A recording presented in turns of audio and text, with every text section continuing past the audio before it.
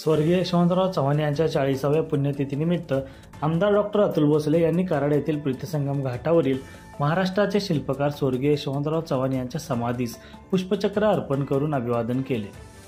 कराडकरांचे माझ्यावर प्रेम आहे आणि या प्रेमामुळेच मी इथपर्यंत पोहोचलो आहे।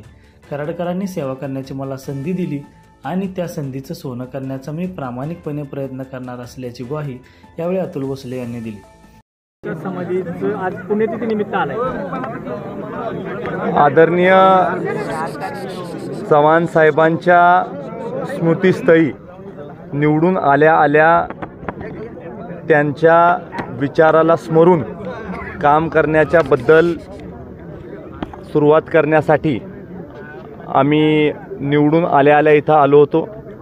आज चव्हाण साहेबांच्या पुण्यतिथीनिमित्त परत मी इथं आलेलो आहे आणि चव्हाण साहेबांच्या विचारांनी भविष्यकाळामध्ये काम करायचं, सुसंस्कृत चांगलं राजकारण, ज्या राजकारणाचा फायदा सर्वसामान्य जनतेला होईल अशा पद्धतीचं राजकारण करण्यासाठी भविष्यकाळामध्ये आम्ही सगळेजण सज्ज झालेलो आहोत। बाबा, एक राज्यातली लक्षवेधी लढत म्हणून या बघितला जातो या मतदारसंघाकडे। एकूण तुम्ही जी काही व्यूहरचना आखली त्याच्यामध्ये विजय झाला, कसं वाटतं एकूण ह्या विजयाबद्दल?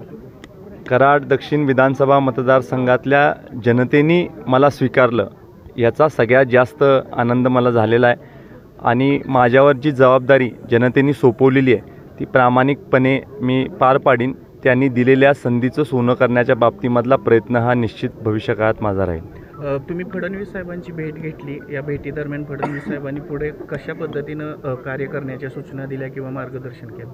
कराड दक्षिण विधानसभा मतदारसंघासाठी जे लागेल ते सगळं देण्याच्या बाबतीमधला आशीर्वाद देवेंद्रजींनी मला दिलेला आहे आणि निश्चित या मतदारसंघातल्या लोकांच्या ज्या मागण्या असतील, ज्या अडीअडचणी असतील त्या सोडवण्यासाठी पूर्ण ताकदीने मी काम करेन।